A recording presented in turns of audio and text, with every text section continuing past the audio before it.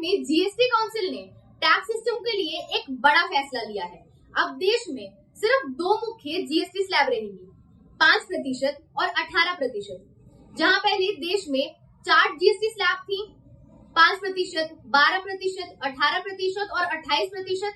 अब टैक्स ढांचा और भी सरल कर दिया गया है। खाने पीने की चीजों पर राहत, इंस्टेंट नूडल्स, पैक्ड नमकीन, चॉकलेट्स और कॉफी जैसे उत्पादों पर अब सिर्फ 5% जीएसटी लगेगा।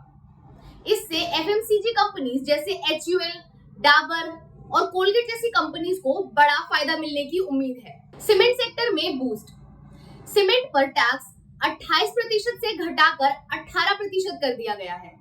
इससे एसीसी, अंबुजा और अल्ट्राटेक जैसी कंपनीज के शेयर में तेजी देखी गई है। ऑटोमोबाइल सेक्टर में राहत, छोटी कारें और 350 सीसी तक की बाइक अब 18% टैक्स में आएंगी। ट्रैक्टर पर टैक्स घटाकर 12% से 5% कर दिया गया है, जिससे किसानों को प्रति वाहन 40 से 60,000 रुपए तक की बचत हो सकती है। लेकिन इलेक्ट्रिक व्हीकल पर पहले की तरह 5% टैक्स ही रहेगा।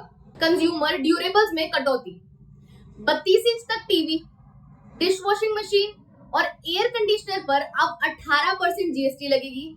इससे फेस्टिव सीजन में उपभोक्ताओं को राहत मिल सकती है। हेल्थ केयर सेक्टर में बड़ी राहत, 33 जरूरी दवाइयों पर अब जीएसटी पूरी तरह माफ कर दी गई है। बाकी दवाइयां और मेडिकल उपकरणों पर अब सिर्फ 5% जीएसटी लगेगी।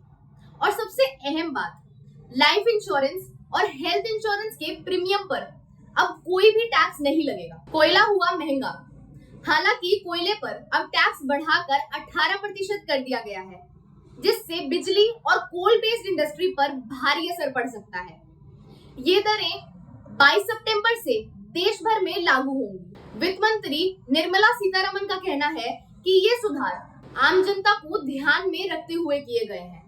एक्सपर्ट्स का मानना है कि इस कदम से फेस्टिव सीजन में मांगे बढ़ेंगी, लेकिन ये भी जरूरी है कि कंपनीज टैक्स कटौती का पूरा लाभ ग्राहकों तक पहुंचाएं।